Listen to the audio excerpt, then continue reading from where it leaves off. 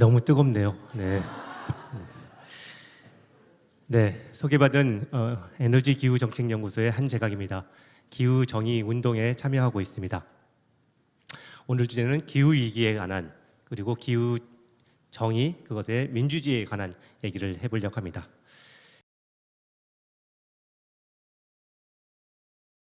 기후위기 시대에 살고 있습니다. 우리 모두의 생존 기반인 안정적인 기후가 무너져 내리면서 인류 문명의 지속 가능성에 대한 의구심과 불안감이 높아지고 있습니다. 유한 스톡홀름 보건련 센터의 유한 록스트름과 같은 과학자들은 지구적 위험 한계선이라는 개념을 제시하고 있습니다. 지구 시스템이 온전하게 유지되기 위해서 통제돼야 할 잠재적인 불안정한 9개의 요소들, 예를 들어 기후변화, 생물종 다양성, 화학물질 오염 등을 제시하고 주의 깊게 살피고 있습니다. 즉 인류의 경제 활동을 위해서 계속 지구 자원을 채굴하고 이용하며 그로부터 나온 폐기물을 마구 버린 결과로 지구 시스템의 안정성이 무너지게 될 것이라고 두려워하고 있는 것입니다. 과학자들의 평가에 의하면 기후변화 이외에도 생물종 다양성의 손실, 질소와 인의 오염, 새로운 화학물질의 오염 등이 지구적 위험 한계성을 크게 넘어서고 있습니다. 지구 평균 기온 상승을 1.5도로 묶어두자고 했을 때 우리가 배출할 수 있는 탄소 배출 총량, 즉 탄소회사는 지금처럼 배출했을 때 5년이면 모두 사라진다는 분석도 있습니다. 이 모든 분석들이 인류 경제활동의 한계에 다시 주목하게 만듭니다. 이 모든 것이 자본주의 성장 체제 때문이라고 생각합니다. 경제 성장은 무한한 이윤 추구 욕망에 의해 지배되는 자본주의 체제가 추구하는 맹목적 목표이며 자본주의가 심화시키고 있는 불평등의 파국을 계속 유예하기 위한 핵심적인 동학입니다. 자본주의 체제 안에서 대다수 경제학자들이 경제 성장을 바람직한 것으로 간주하고 있습니다. 그러나 그들이 당연한 것으로 가정하는 연간 성장률 3%, 그것은 24년마다 경제 규모를 2배로 늘리고 48년마다 4배로 늘리며 10년 안에 16배로 늘리게 될 것이라는 점을 깨달아야 합니다. 이렇게 팽창하는 경제는 공짜가 아닙니다. 지구 곳곳에서 막대한 자원을 지속적으로 채굴해야만 가능한 일입니다. 하지만 지구는 무한하지 않습니다. 과학자들은 지구적 물질 발자국, 즉 바이오매스, 금속, 광물, 화석연료, 건축자재 등 매년 인간이 추출하고 소비하는 모든 재료의 총량을 계산하고 있습니다. 1900년에는 70억 톤에서 2000년에는 500억 톤으로 증가했습니다. 그리고 2017년에는 거의 2배인 920억 톤까지 증가하고 있지만 지구가 처리할 수 있는 물질 발자국은 연간 500톤에 불과합니다. 이 추세가 지속되면 파국을 면할 수 없습니다. 따라서 요르고스 칼리스와 같은 탈성장 연구자들은 영속적 성장과 복률 성장은 유한한 지구 안에서 비상식적 개념이라고 경고하고 있습니다. 기후위기와 생태위기, 지속 불가능성에 직면하면서 우리는 민주주의에 대해서 다시 생각하게 됩니다. 근대 자본주의가 들어서면서 인간과 인간 이외의 존재를 분리하고 인간이 나머지 존재를 무한히 착취할 수 있다는 사고가 자리 잡기 시작했습니다. 물론 인간이라고 모두 동일하게 대우받는 것은 아니었습니다. 유럽 제국주의자들이 점령한 땅에 살던 이들은 인간이 아니라 자연에 속한 존재로 간주되었고 목숨을 빼앗아도 노예를 삼아도 상관없는 일이었습니다. 뿐만 아니라 제국 안에서도 노동자를 비롯한 하층 계급들이 인권이라는 것을 보장받기까지는 오랜 시간이 걸렸습니다. 자본주의 체제가 무한한 이윤을 추구하기 위해서 권력과 자본을 가진 이를 제외한 모든 인간 그리고 인간 이외의 모든 존재를 착취하는 행위를 지속해왔습니다. 그 결과 대멸종으로 미끄러져가고 있는 거대한 민주주의, 거대한 기후위기, 생태위기입니다. 이제 민주주의는 인간 사이만의 문제가 아니라는 점을 인식할 필요가 있습니다. 착취하는 인간의 일부의 인간과 나머지 모든 존재 사이의 부정의와 불평등을 다룰 수 있어야 합니다. 세계 곳곳에서 불타오르고 가뭄이 들고 홍수로 잠기고 있습니다. 세 번의 우기가 비 없이 지나간 아프리카 뿔 지역은 오랜 가뭄으로 2,200만 명이 기아에 빠져들고 있습니다. 이미 케냐, 에티오피아, 소말리아 사람들은 자신이 키우던 수백만, 수천만의 가족들이 목마름과 배고픔으로 죽어가는 걸 지켜봤습니다. 이제 그 가축을 잃은 이들이 기아에 빠져들고 있습니다. 이들에 앞서 마다가스카르 섬의 남부의 사람들은 오랜 가뭄으로 굶주림을 겪고 있습니다. 기후재난으로 벌어진 첫 번째 기아 사태의 희생자라는 평가를 받고 있습니다. 또 지구의 다른 쪽 파키스탄 사람들도 최근 엄청난 홍수를 겪고 있습니다. 파키스탄 국토의 3분의 1이 물에 잠겼으며 수많은 도로, 다리, 건물들이 거센 물결에 휩쓸려 갔고 파키스탄 정부는 국가 비상사태를 선포했습니다. 전체 인구 7명 중 1명, 3,300만이 넘는 이상의 사람들이 홍수 피해를 겪고 있으며 벌써 1,300명 이상의 사망자가 발생했습니다. 6월부터 시작되어 엄청나게 쏟아진 몬순의 폭우와 함께 지구온난화로 히말라야 산맥의 빙하가 빠르게 녹아내리면서 빚어진 기후재난의 결과이었습니다. 기후재난은 평등하지 않습니다. 에티오피아와 파키스탄 사람들은 거의 배출하고 있지 않지만 기후재난으로 죽음에 내몰리고 있습니다. 뿐만 아니라 그 피해에 대해 쏟아지는 관심도 다릅니다. 부유한 유럽과 미국에서 잔디밭 물주기가 금지됐다는 소식은 굉장한 뉴스가 되지만 에티오피아와 파키스탄의 기아로 홍수로 인한 죽음은 잠깐은 사라지는 뉴스로 치부됩니다. 이 모든 이야기는 기후위기가 왜 인권의 문제인지를 말해줍니다. 한 번도 가본 일 없는 먼 나라 이야기쯤으로 여길지 모르겠습니다. 그러나 상대적으로 안전하다고 느낄 한국에서도 기후재난은 이제 본격적인 모습을 드러내고 있습니다. 2020년 장장 54일 동안 이어진 장마비가 만들어낸 홍수는 전남 구례 시내를 집 높이만큼 잠기게 만들었습니다. 올해 초 삼척 울진에서는 바짝 마른 봄철 가뭄으로 커다란 산불이 꺼지지 않고 타올라 핵발전소까지 위협했습니다. 우리에게 핵 위험이라는 새로운 재앙이 생길 뻔했습니다. 많은 사람들이 지난 8월 초 폭우로 인해 발생한 서울 신림동의 반지하 주택 거주민의 죽음을 안타깝게 기억하고 있습니다. 가난하여 반지하에 거주할 수밖에 없었던 그 선택이 삶과 죽음을 갈랐고 많은 이들이 불평등이 재난이라고 외치는 사건이 되었습니다. 그러나 더 슬프고 화가 나는 것은 비슷한 시기에 발표되었던 석유기업 SK의 2조 3천억 원이 넘는다는 2분기 영업이익 뉴스였습니다. 그 뉴스가 신림동 반지하 거주민의 죽음과 저는 극력하게 대비되었습니다.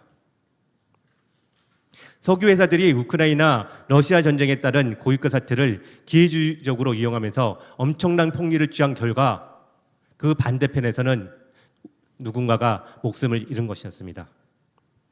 누군가는 석유를 팔아서 거대한 이익을 받는 반면 누군가는 그 결과로 배출된 온실가스 그리고 기후재난으로 목숨을 잃게 되었던 사실을 잊어서는 안 됩니다. 전지구조로 한 해 배출되는 온실가스의 거의 절반은 상위 10%의 부자들에 의한 것입니다.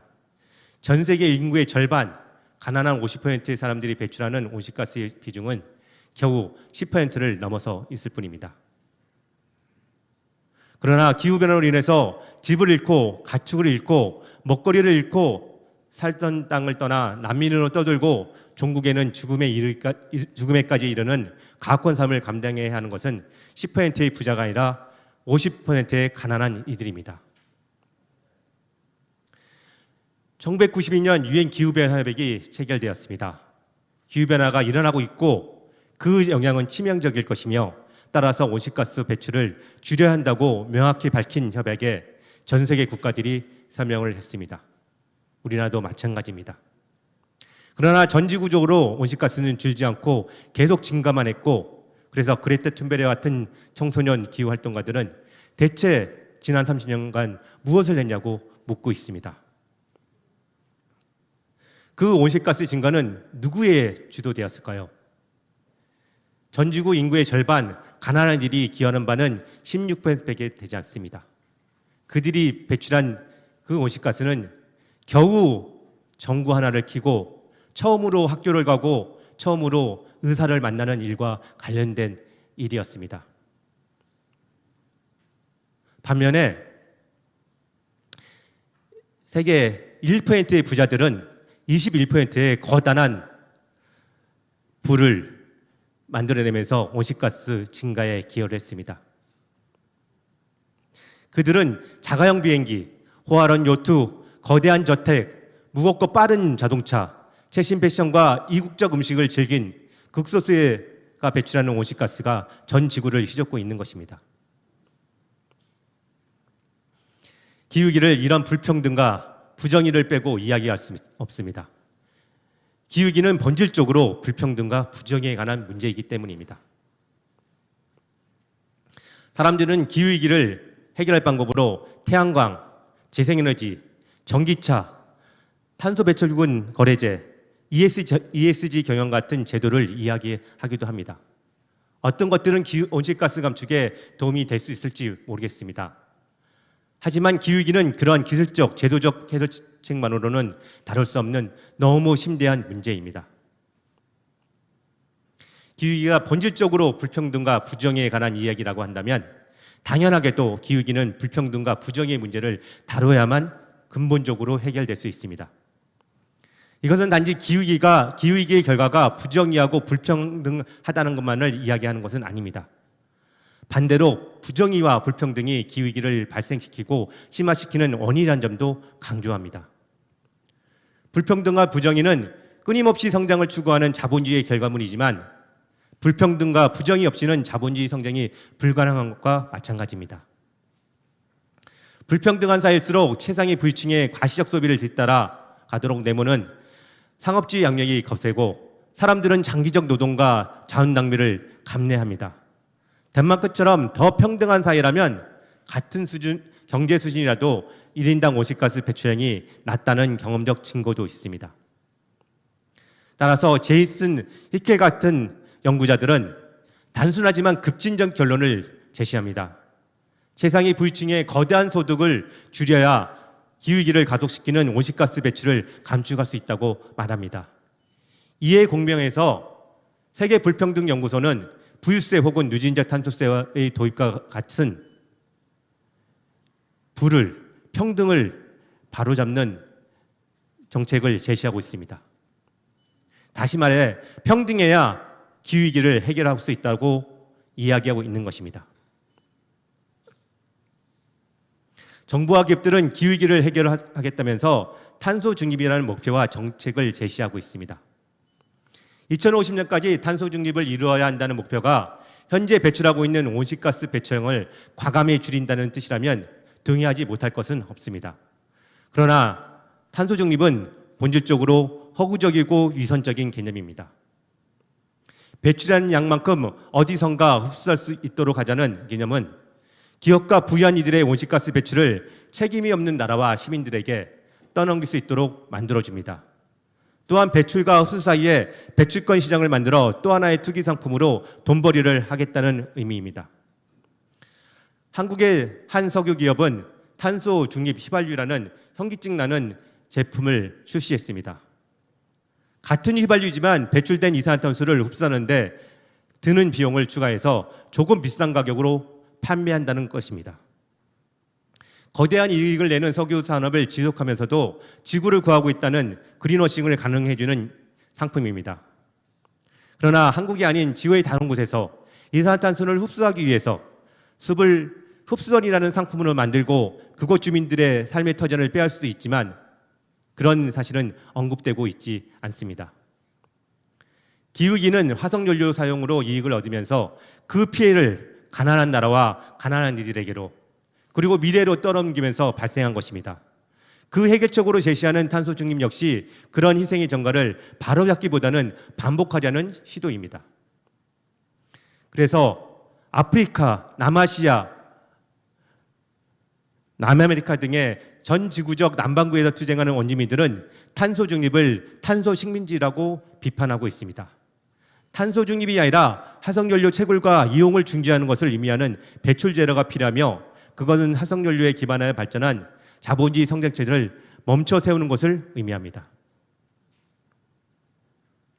기후위기는 민주주의 실패의 결과이기도 합니다. 유엔 기후협약이 체결되었지만 전 지구적 온실가스 배출량이 지속적으로 증가하기만 했다는 사실은 각국가 지구촌의 민주주의가 제대로 작동되지 않았다는 것을 의미합니다. 특히 온실가스 오염을 지속하면서 엄청난 부와 권력을 얻어낸 기업과 자본에 대한 통제가 이루어지지 않아 온실가스를 거의 배출하지 않는 대다수 이들이 피해를 당하고 있다는 사실이 민주주의 실패를 상징합니다. 하지만 기후위기를 유발하면서 그로부터 부와 권력을 유지했던 기업 등 기득권 세력들이 여전히 국제적 그리고 국가적 기후정치를 좌지우지하면서 기후위기 대응을 늦추거나 새로운 돈벌이 기회로만 활용하고 있습니다. 기후위기를 가장 먼저 대면하고 가장 큰 희생을 치러내야 하는 최일선 당사자들이 기후위기 해결 과정에 실질적으로 참여해야 합니다. 노동자, 여성, 농민, 청소년, 도시민민, 장애인, 성소수자 등 여러 사회적 소수자들이 가장 먼저 가장 큰 영향을 받게 될 것이기 때문에 이들이 기후정치의 중심에 서야 합니다. 기후위기 시대의 민주주의를 바로 잡아야 합니다.